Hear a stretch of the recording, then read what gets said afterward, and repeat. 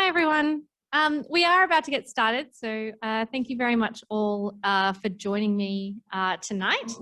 There will be a couple of people I think still filtering in, but this whole program has been a really interesting one to put together on the basis that we generously received some funding from the Nicholas Anthony Aronian State Geek Cultural Program to put together a range of different programs around Greek culture.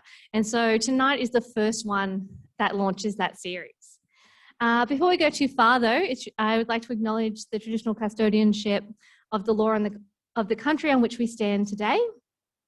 We pay our respects to those who have cared and continue to care for country and share their knowledge in this place.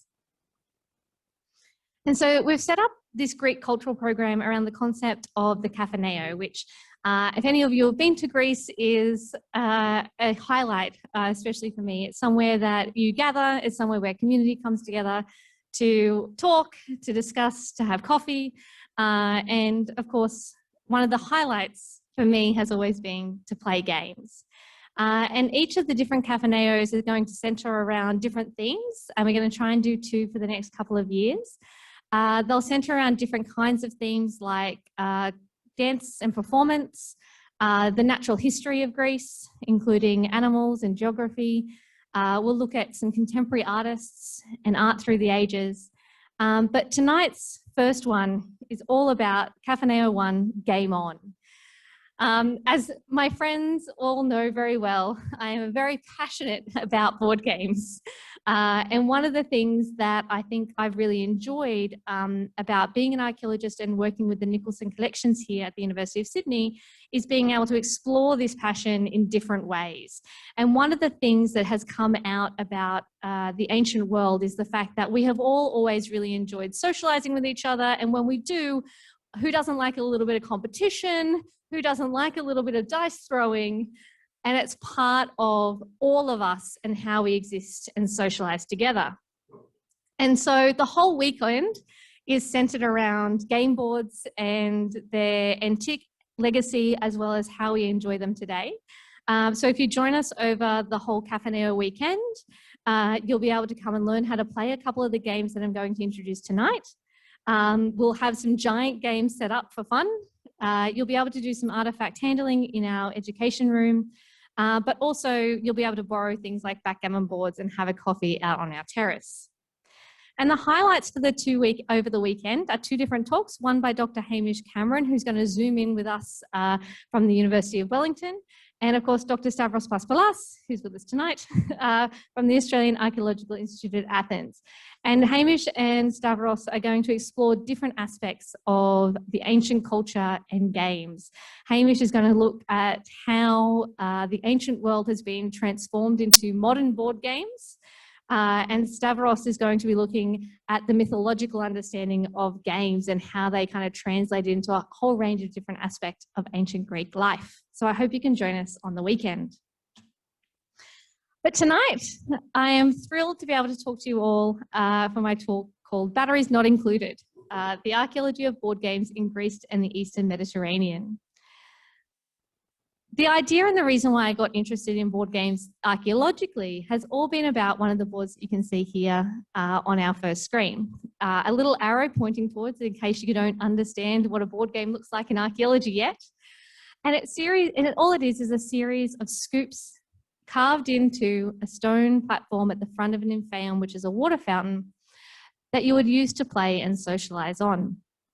And since starting to discover these at the ancient theatre in near Paphos, Cyprus, where I'm part of the archaeological team from the University of Sydney who work there, I started to delve into the world and the history of board games and came out with a whole treasure trove of information that I'd love to share with you tonight.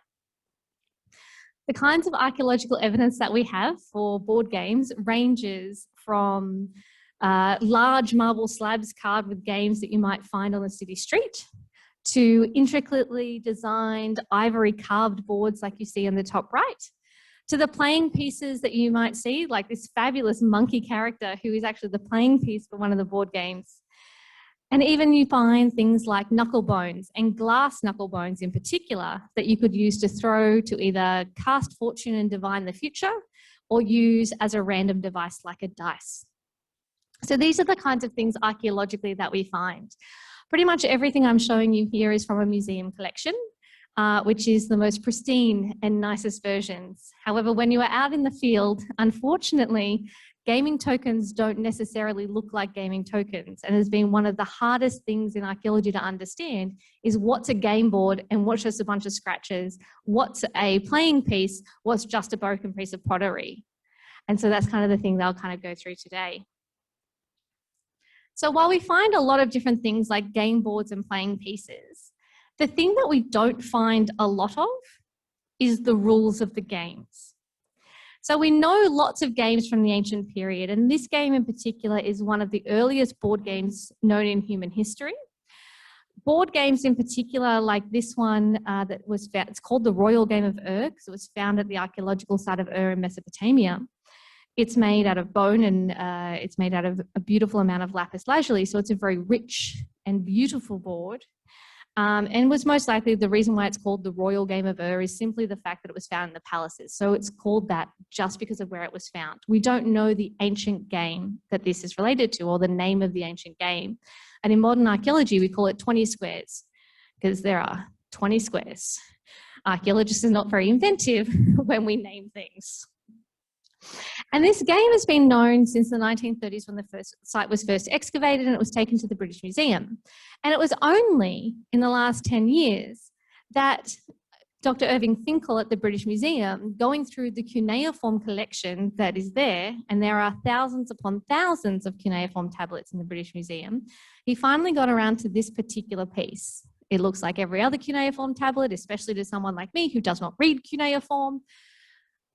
And he found a set of rules for this game that had been puzzling archaeologists for a very long time. The rules had been written in around 177 BC by an astronomer, but the game itself is from over 3,000 years beforehand.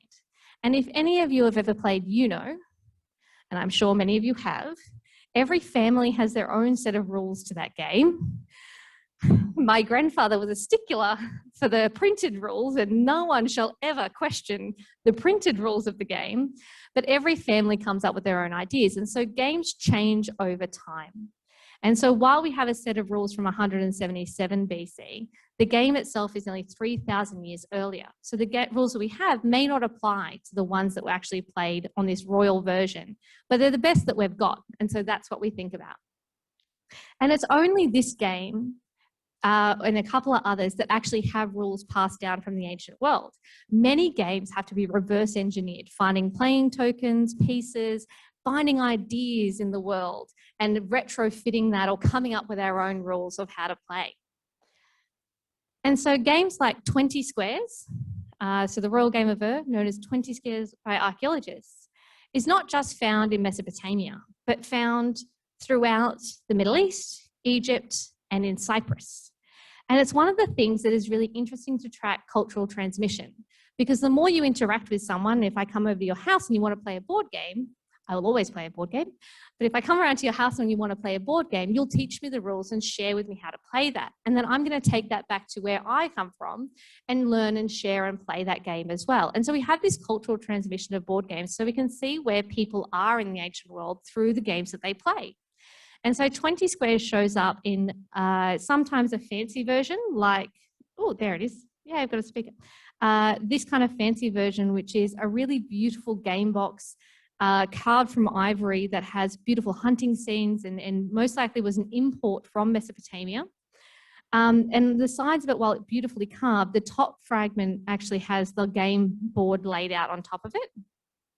But you also can find, if you can see this kind of little scratchings in this stone that's been uncovered here with these little X's in it, is what we actually most likely find in the archaeological record. We don't often find the most beautiful thing, as you see in museum collections. What we find in the ground are these fragments. And it's this kind of fragment with these scratchings that is actually the Game of Ur as we find it. And in Cyprus in particular, they're found all over the island in the Bronze Age. And it's a really interesting phenomenon because they're not found while they're found maybe adjacent to people's homes, they're often found in places like doorways or entranceways where you might invite your friend over to play and you hang out on the front curb. And so other Bronze Age games that make their way around the Eastern Mediterranean in particular, come from Egypt. And so we have two different types of games here. The first one, this beautiful blue faience box, is a game called Senet. And the one next to it with the snake coil is a game called Mehen. They're both incredibly popular in Egypt and most likely originate there.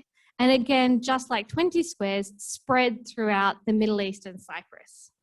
And so you find these kinds of things, as I said, trying to understand how to play this type of game. If we can't find a set of rules, we have to rely on other information about them. And so things like this wall painting on a tomb of Queen Nefertiti playing Senet, you can see how the pieces are arranged. But really interestingly, this excavation of the tomb of Hesi at Saqqara, the excavations were between 1911 and 1912.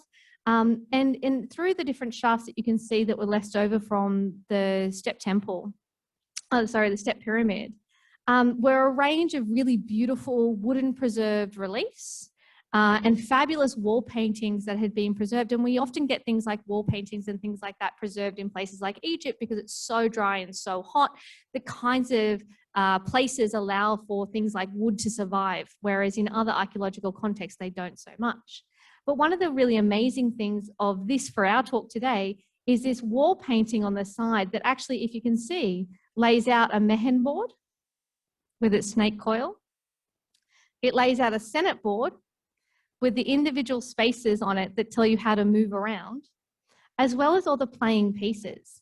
And so when we uncover things like Mehen boards in archaeology, and we find a series of little lions next to it, we actually know that they're the playing pieces that go with that board game. And without this kind of wall painting, that was left up to archaeologists to imagine based on where it was found. And so it's a really fun, wonderful depiction from ancient Egypt that we have of how to play these games recorded in wall paintings. But and just because it was invented in Egypt doesn't mean it's not played elsewhere.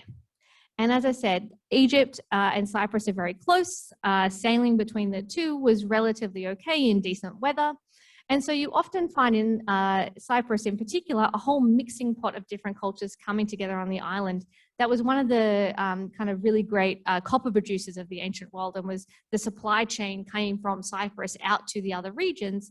And so if you're trading with other nations, you're bringing those games back to you. And so the little dots that you can see all over the island are where game boards have been found. Walter Christ has, for his PhD and recent publications, tracked all the different game boards from the Bronze Age throughout the island. It's a great PhD. And has been able to record things like these Senet boards that are not elaborately carved like the ones that we find beautifully preserved in tombs in Egypt, but are really simply just divots on a rock. And it's only through counting the exact number of places that you know that you need for a Senet game that you can actually work out that this is two different Senet boards lined up together.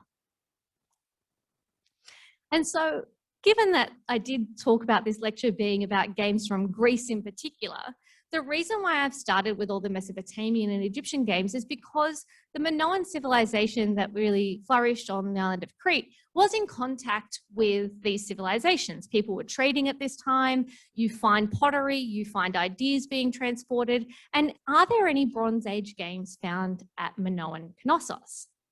Is still quite the question. Two different hypotheses have come out, one which I believe, one which I probably don't believe. And as you can see on the slide that I have in front of you, this fabulous piece here is called the Phaistos disc. And for those familiar with archaeology will know this piece. It's taught throughout high school and in most undergraduate archaeological programs. And as you can see, it's a coil that has a series of stamps on it, or stamp seals on it. And each of the different icons represent a different idea. It's a script that has not yet been cracked. It's called Linear A.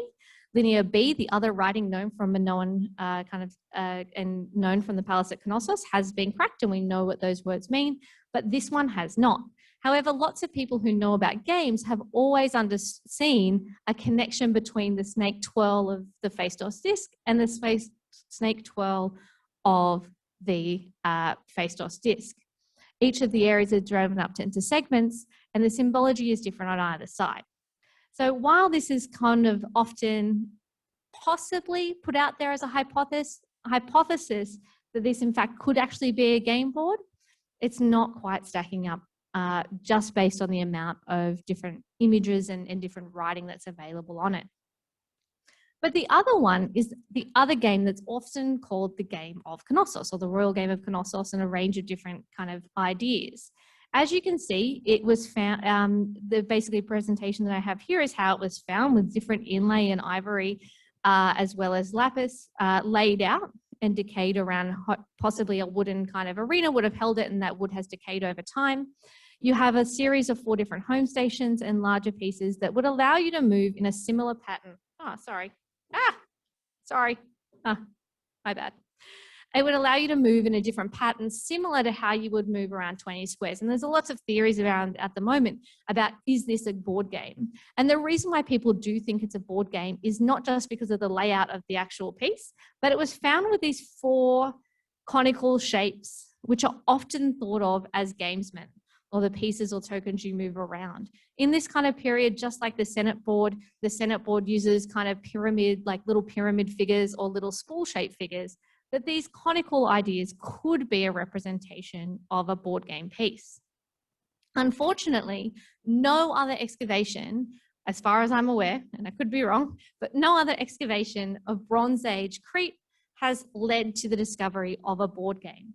Now, is that because we haven't noticed them in the archaeological record? Is that because nobody has looked at Crete with the same eye that they have looked at Cyprus, looking for exactly the divots in the ground? That's a possibility. Or is it because they're not there? And so we're not entirely sure. However, as soon as we get to the Iron Age in ancient Greece, game boards take off and become an incredibly popular idea. Now, this is one of the most familiar scenes of the Trojan War that many people are familiar with. We have Ajax and Achilles wasting time in between battles at the Trojan War, mainly because Achilles is having a he ran away and he was disappointed because, Agamemnon stole his girl and he wasn't going to fight anymore. And it's, there's a lot of drama going on. And so what happens is that during that period, this game takes place, and you see the 2 warriors hunching over a game board. I'm not going to go too much into the symbology of this, as I believe Stavros will be talking about this more on Sunday, but it is one of the scenes that is represented time and time again, especially in the archaic period.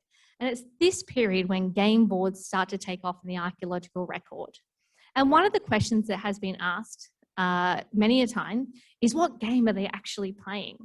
And it's only on a few examples where you can see them actually using playing pieces and the shape of the board itself, which is the key to understanding exactly which game it is.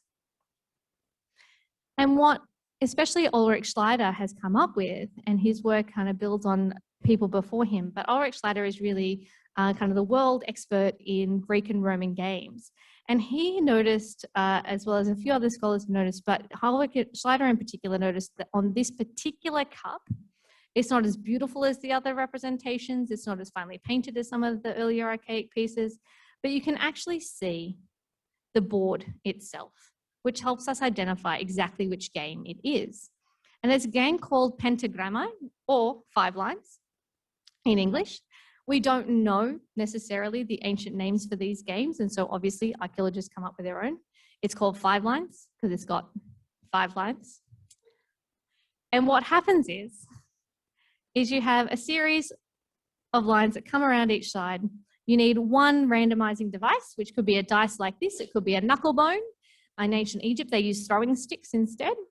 And what you do is you basically enter the board from different sides, and it's a race game. And you have to try and go around the board and get your piece to land exactly on this center line, also known as the holy line. And it's a simple race to get your tokens all the way on there. And the kinds of tokens that you would find are things like recycled pieces and recycled objects. For this game in particular, you need to know which counters are yours and which counters are your opponent's. And so you might use things like geometric pottery that's broken and turn that into little circular discs that you can play with, while your opponent might end up with the ones without the pattern, for instance. And so you could chip away different pieces of pots to make them all the same, or 2 different kinds of sets. And the other thing we find in archaeology all of the time, or necessarily don't find, or questionably find, is the fact that we also find lots of things like pebbles.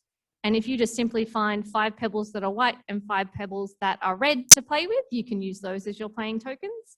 But how do archaeologists like me, then when we're excavating, work out what's a playing token and what is not a playing token?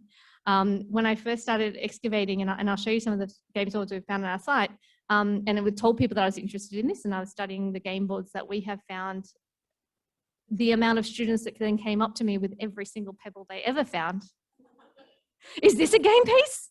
And I felt horrible telling them no constantly, but I don't know is the answer. And it's only when we have this really human intervened version that creates a circle in particular that we can say that it's definitely a gaming token. But basically, if you have an imagination, you can turn anything into a gaming token. And so the game of Pente Grammai is a really fun one. But the kinds of games that we find most often for this game in particular is called graffiti games. They're games that you don't find necessarily as beautiful boxes or beautiful wooden examples, but are actually games that are carved into the side of stuff. And so here on the island of Delos in the Cyclades, on the Temple of Leto, on the steps just outside of the Stylobate, you can see a range of these games carved into the surface. We have a game of 5 lines here where you have the center line as well as the individual pieces with little dots around the side. And this is the photograph of the actual thing, as well as other games and gaming pieces that have been inscribed over time. And it's on these kind of Stylobate steps.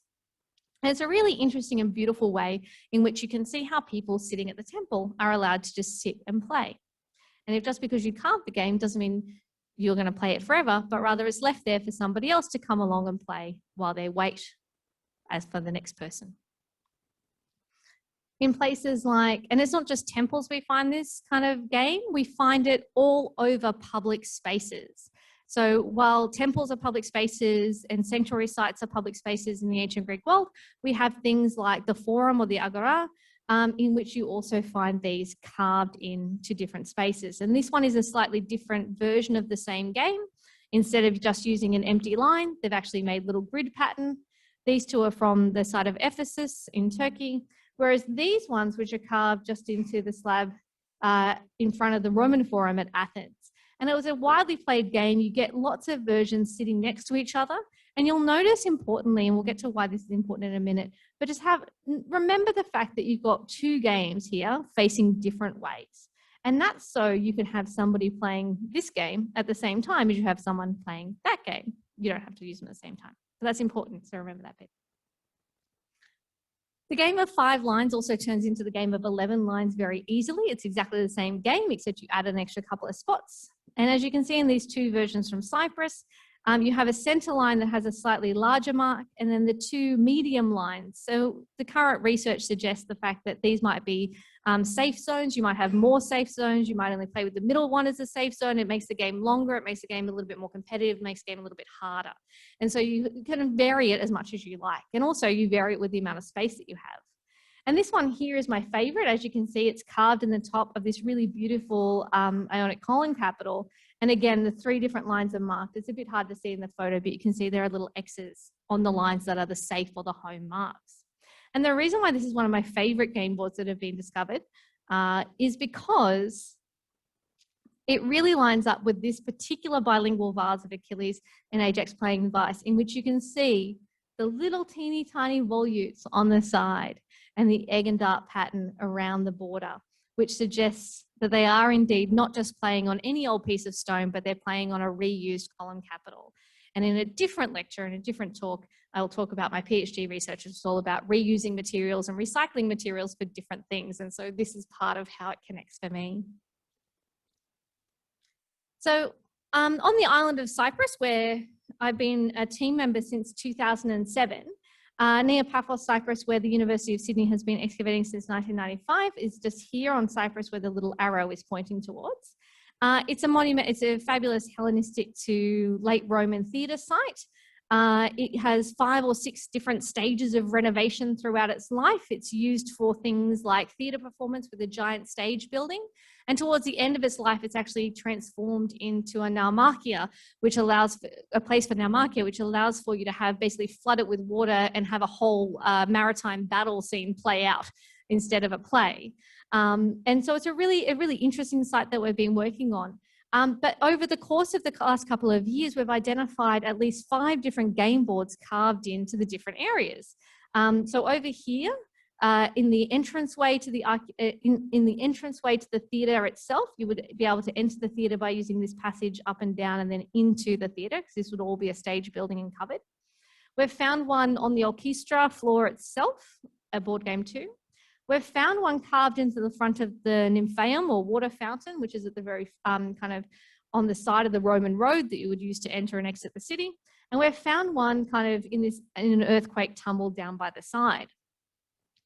And each of the boards are of the same type. They're all these kind of carved dots or scoops carved inside the board with at least one subsidiary hole to the side. And as you can see, this one here, it's placed alongside just at the entranceway as you come into the theatre, and you would turn right to go and sit there. This is just before a cistern that would have been covered over. The one that's in the orchestra floor is actually carved directly into the floor. It's carved into that waterproof mortar, so I know what the kind of earliest it could have been possibly carved date is. But also you can see that it's right up against the wall. So if you're sitting and leisurely playing a game, you can have a little backrest, which is important for the identification of this game. This one here on the front of the nymphaeum is placed right alongside, basically this is a whole water fountain that would have been full. The back stories would have stood several stories higher, and this front one would have been nice and low so you could access the water, splash yourself.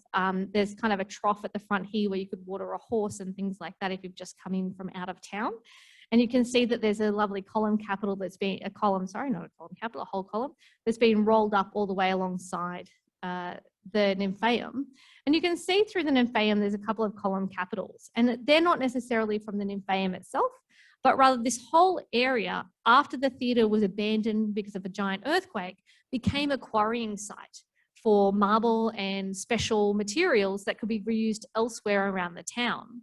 And so this whole nymphaea itself becomes a space of stockpiling. So if you are working at the theatre over here, you drag all your materials and stockpile them here until they're needed elsewhere in the city. It's just basic, resource management of how you kind of turn a theatre into a quarrying site.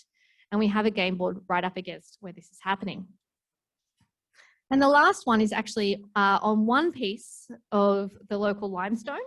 And it's actually 2 boards in one. You can see from the drawing that Katie did, who was our drawer for the 2019 season, there's kind of one row here that has a pair that's really worn away, and this other one here that also has a pair that's really run away. Because of the sizing and spacing, it looks like they're 2 separate game boards rather than one giant game board. And the weathering is just because it's limestone, and in terrible weather like you get in Cyprus when it is so hot and so dry, and then it rains, the limestone sheds quite a lot. And so the weathering is not, it's quite a normal thing that happens archaeologically. And so when we first uncovered these boards, I thought, being the board game nerd that I am, that it was a game that I knew called Mancala. Scoop games are often thought of as a game called Mancala. It's a really fun game that you use a series of seeds. You don't need identifiable counters. You move them around the board and move them off the board based on how many seeds are left in each pod. And as you kind of go, you try and collect as many as you can in your home base, and you can capture your opponent's seeds if you fall in the vacant spot opposite them. And we definitely can use these boards to play this game. As you can see, William and I are learning how to play the game, and it was a really great task for him to run around and collect at least 50 seeds for us to be able to play the game with. And we were playing on the one outside the nymphaeum before we had excavated where that giant column was. But the board itself doesn't really lend itself for this kind of play particularly. The scoops are not deep enough to really get your hand in to use the kind of seeds and rocks. It kind of hurts and it's not quite right, doesn't feel good to play the game. And one of the things I think you'll all agree is the fact that if you're sitting around playing something for a really long period of time, it's important to be comfortable. You want to play a game that you're comfortable with. You don't want to be scratching your fingernails. You don't want to have to dig your knuckles against a stone that's really uncomfortable to do. And so through doing this and through playing it, I started to think, well, maybe this isn't a Mancala board. If it was a Mancala board, it would be one of the earliest identified Mancala boards in the world. So that gives you a bit of a red flag straight away, because even though you want to be the person that discovers the first thing, it's highly unlikely. And so thinking about where each of the different game boards are actually positioned on the archaeological site made us start thinking, well, hang on a second, to play each of the games, it doesn't make lots of sense to sit opposite each other. It makes sense to sit at either end of the board. And there are 5 different divots, which suggests the fact that it is not in fact Mancala that you're playing, but the Greek game of 5 lines, because you have to play that game from each individual end. All of the paces are evenly distributed, and just for comfort reasons suggests that you're going to sit with your back against something. And so it makes a lot more sense that it is in fact the game of 5 lines and not indeed this other game of Mancala that comes in the later period and usually has 7 holes as a minimum. It gets kind of crazy in the modern period. There's like 20 holes. It's an intense game. So these are the kinds of things we find in archaeology. And the Greeks invented not just 5 lines, but a whole series of different kind of strategy games based on how they were playing around. And so this other one that is a really fun one called Polis. As I said, we don't have a lot of rules of games, but we do sometimes find information about games in different ancient writers. Pollux in the Onomasticon talks about this game called Polis, in which there's a grid pattern that's kind of laid out, and it's called Polis, which is also the Greek word for the city. And each of the pieces are dog, and we have different variations of this. Sometimes it's played with little marbles and seeds. Sometimes it's played with intricately carved pieces. And these pieces are divided into 2 by colour, and you have to capture the other coloured piece by surrounding it with 2 of the same colour. So it's kind of like checkers, is the basic way that people think that this game is played, based on just snippets of information that we have from ancient writers. And what's really wonderful is this piece from the National Museum at Athens actually shows us 2 individuals, 1 man and 1 woman, playing the game on a grid pattern with their pieces laid out. And it's thought that this person in the background here is actually looking towards the winner, because it seems like they've just won the game based on the layout of the individual pieces. And the things that we find in archaeology are not just these figurines, which are really wonderful, but the boards themselves. And this game, just like the kind of Bronze Age games, spreads around the known world. And so while it was invented in the Greek period, it's a game that takes up and continues on during the Roman period. It's called Ludus Latricunolium. Sorry, my pronunciation is terrible. In which you find in England beautiful wood boards, in Germany this fabulously stone carved board, and all the way back down in Egypt we have a polis board or a ludus board laid out.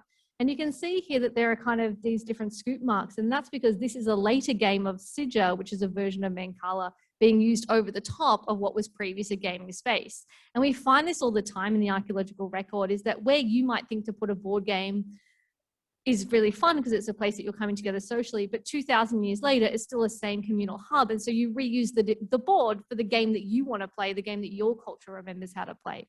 And so that one's there. And I've just thrown this board game in as an example. Trying to pull together the talk for tonight has been really hilarious, because we are in this kind of golden age of board games at the moment. There are lots and lots of different board games on the market. There are lots of different places to go buy board games. Every time I typed in basically I knew where a game board was from or the name of a board game, I would come up with a modern example that had absolutely nothing to do with the ancient originals in any way, shape or form. This is a hilariously interesting looking card game called Polis, in which you actually become citizens of Greece and try and take over each other in the ancient setting. And if you come along on Saturday, Hamish is going to talk about this kind of reception of the ancient world in modern games. But yeah, it looks quite hilarious. Another game that's kind of come through from the ancient world, and one that we play today. So Polis is something that hasn't really come through except for this weird new modern version. But one of the games that has kind of transferred from the ancient world all the way through to today is a game called Merrills, or 9 Men's Morris. There's 3 Men's Morris, 6 Men's Morris, 9 Men's Morris, 12 Men's Morris, anything that you can duplicate kind of comes together. We know that it was played in the medieval period, thanks to this really fabulous kind of 13th century series of illustrations in the Libro de los Juegos, which was made in Spain. And it's the book of games, really. And it goes through all the known games at the time and has these beautiful little illuminated manuscripts, kind of images of the games and people playing them. So it helps us to understand them. And when I was doing the research for this particular talk, I found this fabulous representation of a monk playing nine men's Morris from the Meteora monasteries from 1934. So it's something that is transferred from the ancient world through to today. And the rules in the game seem pretty much the same. The boards that we find in antiquity are the same as the boards that are used today. For those of you who have had the chance to visit Athens, you will know that the metro system is fabulous, not only for its speed, but also because each of the excavations of the metro line turned out some amazing archaeological finds underneath the city itself.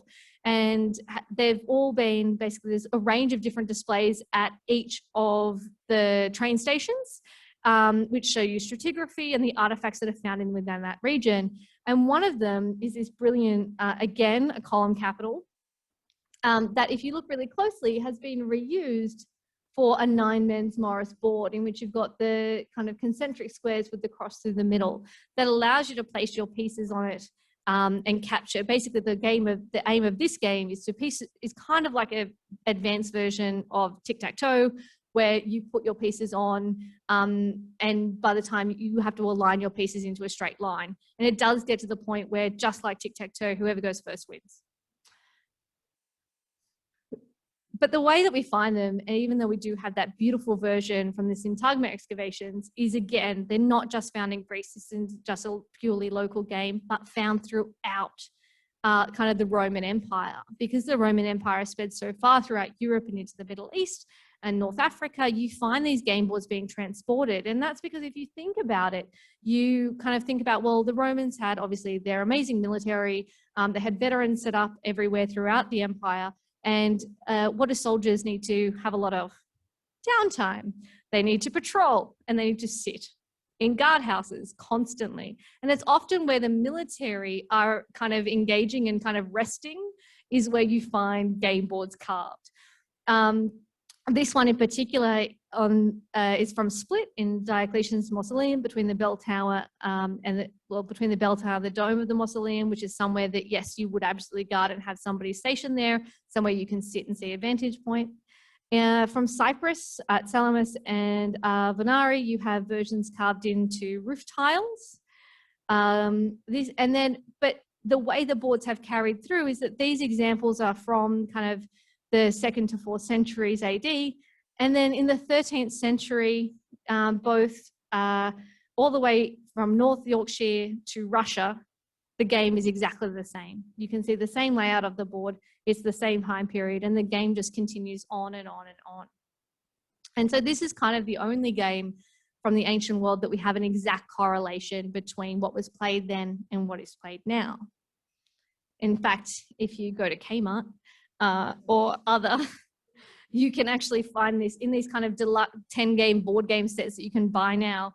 While you get a chessboard and a backgammon board, a tic-tac-toe board, you also get a nine men's Morris board as well to play. And this one here is actually a Mancala board. So you do find these games that pop up constantly. But one of the games, and this is, I think, the last game I'm going to end on today, is the ancient predecessor to Tavli and backgammon, which is a game that is the one that everyone thinks of when you're thinking of the Kafaneo in Greece, that you see people playing Tavli. In English, we call it backgammon. The games are actually slightly different to each other, and there's different versions of this game. And again, it's the same thing, that your family might have your own rules, your culture might have your own rules, and depending on where you played around the world, there'll be different cultural expectations of how to play this game. Some people gamble on this game, some people do not gamble on this game. And in the ancient world, it was the same. It was a game that you could gamble on, which was then outlawed by the Romans. You weren't allowed to gamble. And so there are different ways in which these games get played. Anyway, so while a lot of people think that this is the ancient game that is transported down, the rules have definitely changed over time because the board changed over time. It seems like even though there may be Greek ancestry to this game, we're not entirely sure where it emerged for the first time, because as with everything that I've kind of showed you today, in the archaeological record, we find these beautiful marble carved versions of these games, but there is absolutely nothing stopping you from drawing it in the ground and just playing on it. Things like this kind of Nines Man's Morris, this kind of game, or even Mancala that I showed you before, you can just literally play in the sand or the dirt. And so we don't know a lot of the times what's the first version of things. But it seems like, or it's possible that there's this game that is kind of really popular during the Roman period called duodecim scriptorum, or 12 scripta, which, while this beautiful fresco of from a tavern suggests that people are playing a board game, they also could just be throwing dice and gambling rather than playing a specific board game. But it's often thought that they are indeed playing duodecim scriptum. Duodecim scriptum is similar to backgammon. However, instead of having two sides or two lanes, it has three. And you use 2 dice to play this game quite specifically. The ways in which we can think about this game being played, again, we have lots of anecdotes from the written record about people playing this game. That's how we have its name. And the 12 scriptorum, while some people think it's actually about the board, it's not. It's not about 12 points on the board. It's actually the 12 points on your dice. So the 12 scriptures on the dice, not necessarily the board itself. And the way you throw the dice is 12 points is your maximum points, because therefore you have to play it with a 6-sided dice. And more-sided dice do exist in the ancient world as well. But the way that you play this game is to move around the board in a very particular way. And it's thankful, different slide. We do have versions of this, again, carved in beautiful marble from the 2nd century at places like Aphrodisias in Turkey.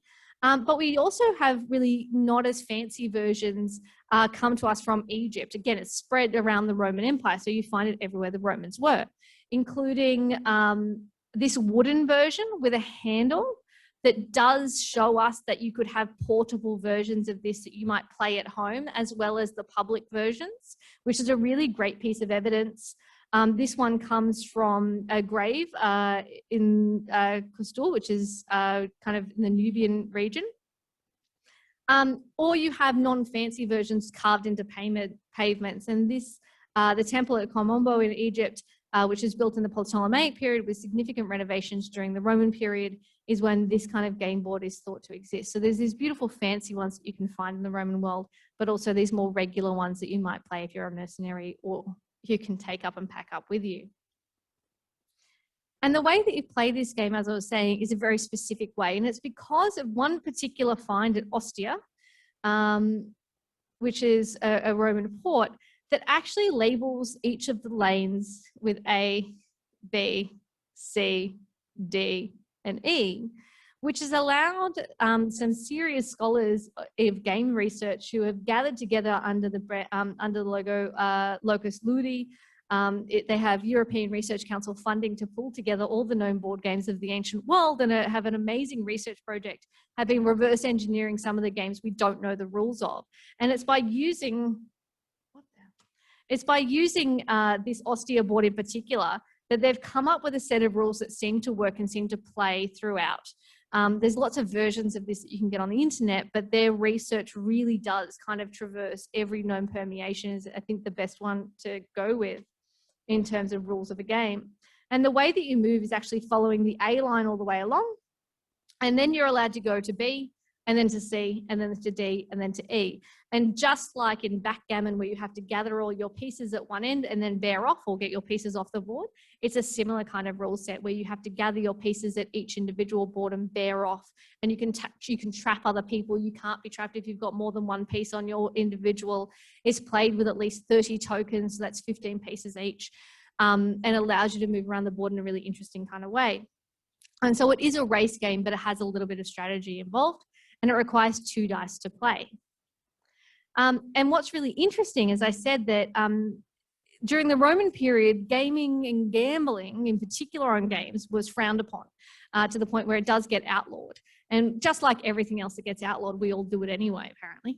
And so what happens is that you find different versions of the game spread out in different ways. They might be not so obvious. There's different researchers who suggest that some of the game boards were trying to hide themselves by using words instead of using places. I don't think this would have fooled anyone at all and doesn't seem to be true in any way, shape or form.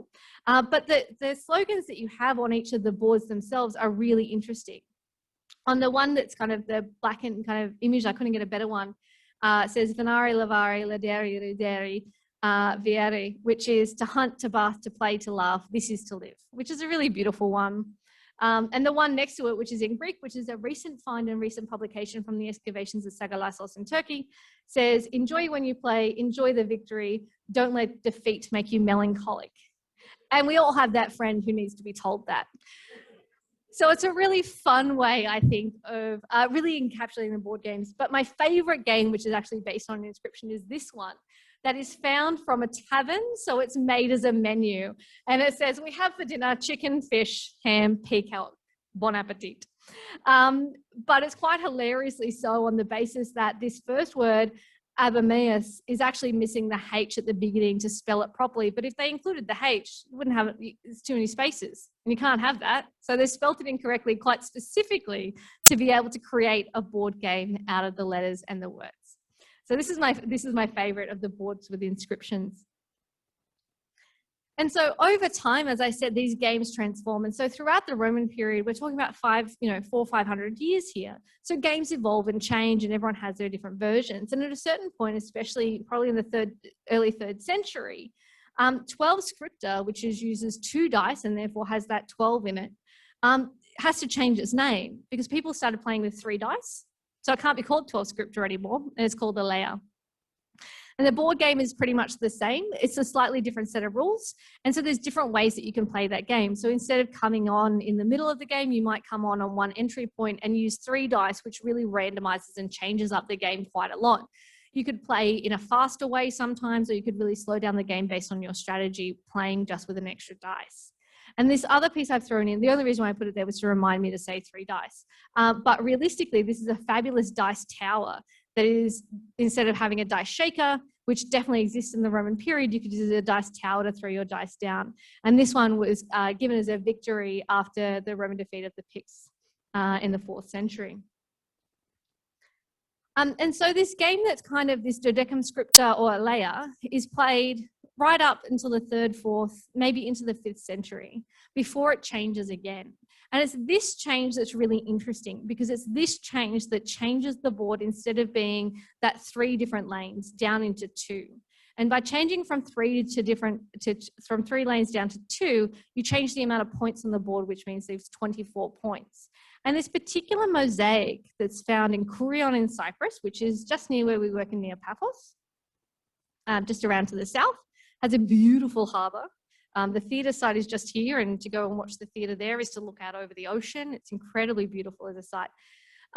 But the house of Aestulis, which has these fabulous kind of 5th century mosaics, has a mosaic of a board game included just alongside the wall.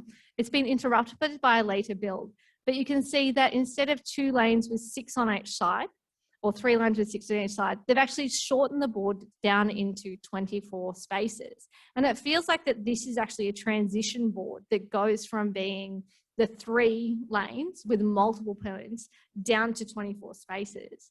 And it's around the 5th century. And then we have a text from not shortly after that says, from Zeno, who explains the rules of what we now think of as Zeno's version of this game that translates pretty much to the game of Tavli.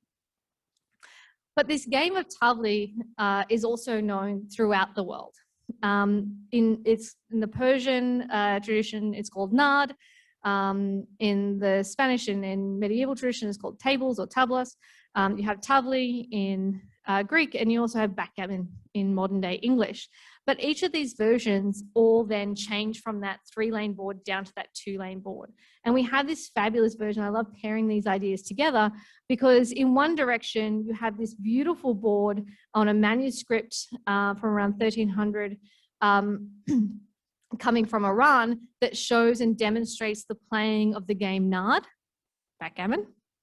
But we have, from exactly the same time period, the illuminated manuscripts that are being printed in Spain of the two-lane version. So we know that there's something going on in this kind of early, like in that 5th, 6th century period all the way up to the medieval times, when it then spreads across the world, both east and west, and we're all playing the same game.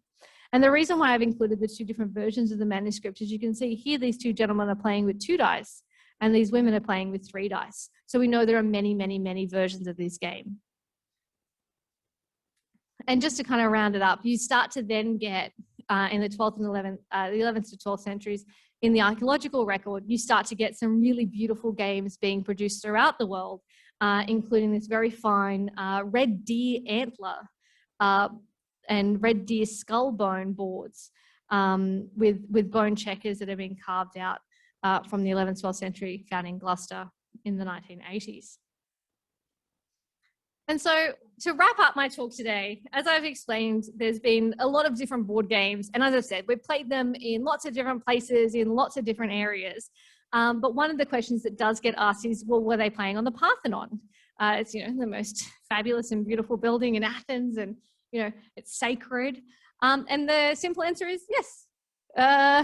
Elena, there's been a range of different games recorded recently. Recent news reports have suggested that there are at least, you know, 50 or so board games carved throughout the Parthenon. Unfortunately, they remain unpublished for the moment, but I'm hoping that they might be published relatively soon. But you can see along the kind of stylobate of the Parthenon here that you have a range of different holes and things like that. And while they're not in the shape of any of the holes that I've kind of shown you or the patterns that I've shown you today, they do resemble quite a lot of the marble runs and kind of ball runs that you find carved elsewhere. And again, Ulrich Schleider's work has tracked a lot of these around the world and suggests that these are possibly the kinds of games that you might find. And they remind us a lot of the different terracottas where you see little kids and girls and women, boys and men playing a whole range of different types of games. So while I've concentrated today on definitely the board game aspects of this kind of play, there's so much other kind of play and fun going on in the ancient world that include things like ball games or just a simple game of knucklebones that you might play with as well. And so, yeah, that's where I'm going to leave it now if there's any other questions. Mm-hmm. Luckily,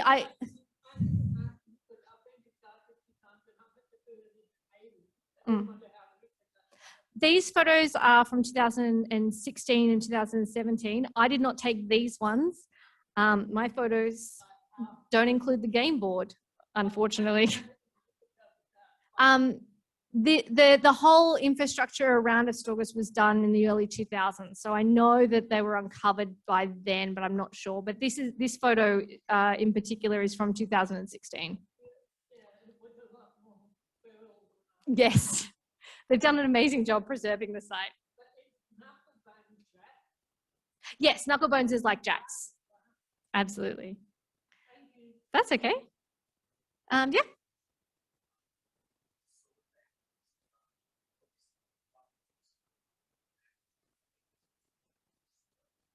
So yeah, archaeologically we find a lot of stone. There's a couple of roof tiles that if you've carved it after you've fired the clay, obviously that's going to stay there.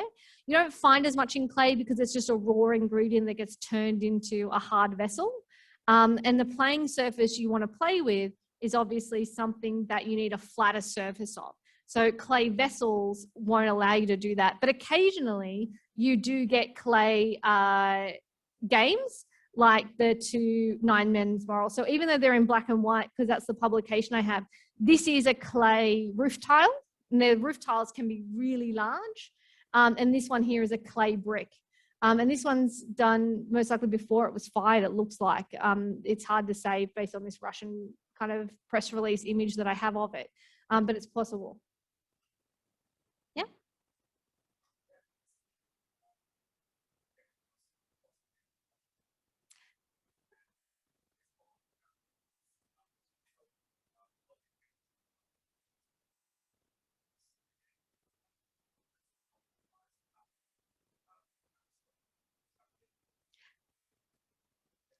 Good question. I'm going to repeat it for the people on Zoom.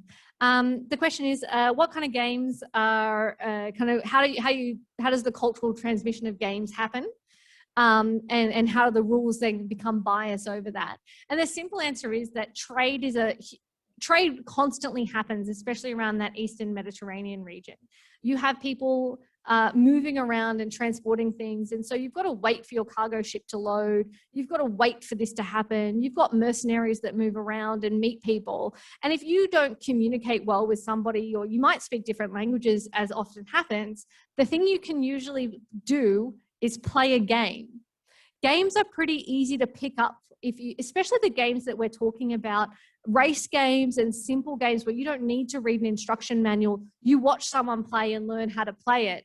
So if you and I are, say, Romans and from different parts of the empire, and we are put together on watch duty for the night, we have nothing to say to each other because we can't. You can play a game. And I think this is one of the reasons why I really enjoy studying board games, is because you don't necessarily have to have language to be able to learn to play some of these things. You can actually just watch someone play, roll the dice and learn how to play it. And then you take the version of the rules that you are playing back to your people and your country. And therefore you start playing those games and they spread through that kind of just immersion. And then you might argue with your next village down about what the right rules are. And that, based on just my family experiences, that definitely happened. Some of my family are here and they're laughing at me. Yes.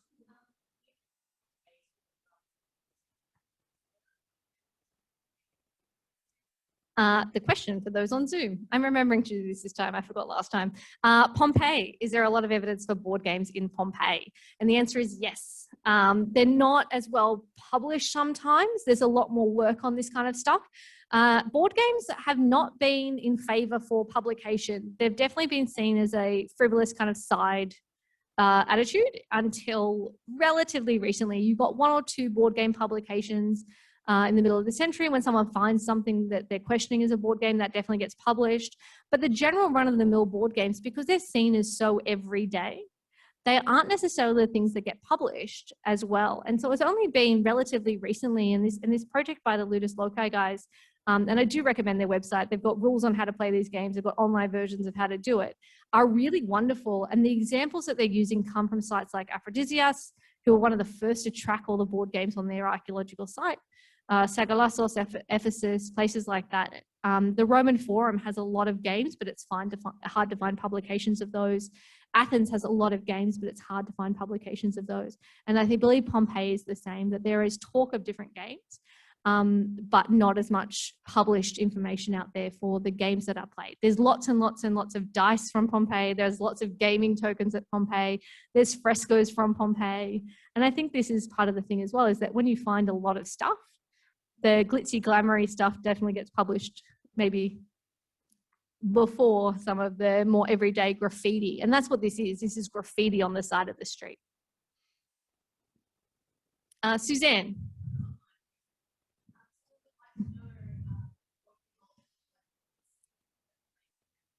Cool. So what we hold in the collection in terms of ancient games, we have a couple of bone dice. The dice that you've seen throughout the presentation that I've used a couple of times are our bone dice that come from the excavations at Diospolis Parva in Egypt. There's one now. We have a couple of gaming tokens. We have a couple of questions in the collection. There's a couple of pieces that are either a gaming token or a glass inlay. Because if you're decorating something and you need a perfect sphere, you might end up decorating a chair and that disintegrates over time, and then you're left with one or two glass pieces. And is that a board game or is that a beautiful decoration? It's hard to say a lot of the time. And so we do have things in the collection that I think are questionable. There's definitely one glass piece that is definitely a board game. And we uniquely have things from the site of Harappa, which is in the Indus Valley. We have these conical ideas that look like games tokens as well. So there's got quite a few little bits and pieces of gaming tokens and dice in the collection, as well as lots of knucklebones.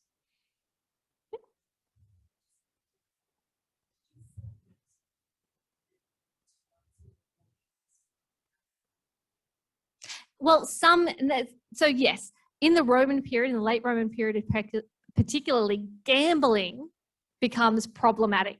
and gambling becomes banned. And so throwing dice is often thought of as a gambling activity. I don't have all of the literature on the banning of different games, but so there's talk about, well, which games were banned and which ones weren't, what's acceptable to play and which isn't. It depends. And so we do have, but the evidence for how many board games continue to be carved during that period suggests the fact that people were still playing them, but maybe people weren't necessarily betting on them. So there's lots of different versions of that. The guy behind you first, sorry.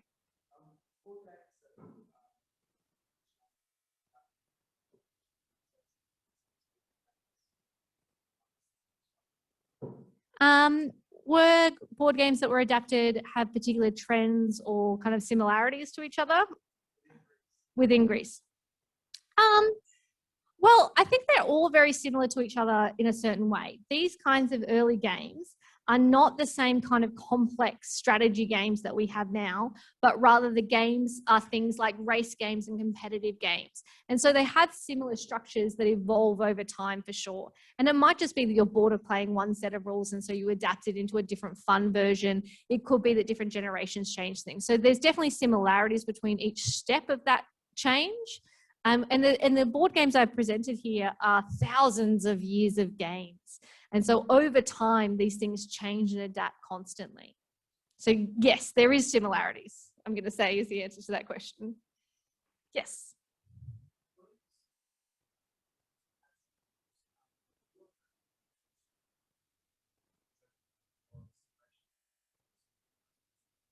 Come to Hamish's talk on Saturday. I feel like you could ask him that and he will know the answer. So Hamish Cameron is an expert in the reception of games and does a lot of game boards himself. He's written modern games, quite popular ones. And so, yeah, I think he'll know that kind of the difference. And I do understand that difference that you're talking about. I just don't know when it happens. I'm going to say it's relatively new because to play those types of games requires a lot of literacy. And it's only recently that a lot of our societies have become literate to the point where everyone has an education. And even some parts of the world now, no, that's not true. So I think that kind of level requires a general idea of that. So I'm going to say post-industrial revolution, but I'll ask Hamish. He's going to know that. Yes.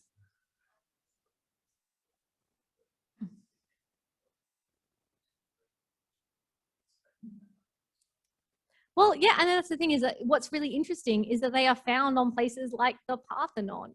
Like you know, in your brain, you wouldn't necessarily think I'm going to carve it there, but that's where they are. They're placed in the Roman Forum. They're placed in places that people are. They're placed in like in our example from Cyprus, they're placed right on the side of the local water fountain.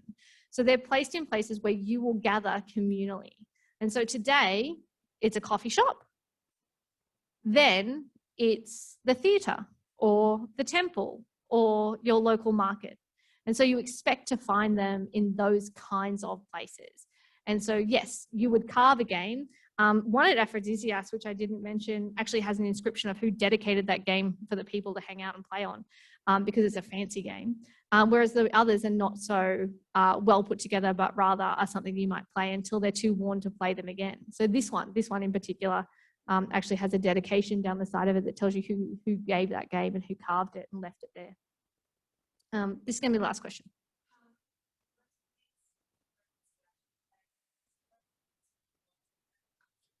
No, and that's what I was looking for as well. I've been wondering about this fact as to why there aren't as many multiplayer games. And it does seem to be that most of them are indeed a two-player setup.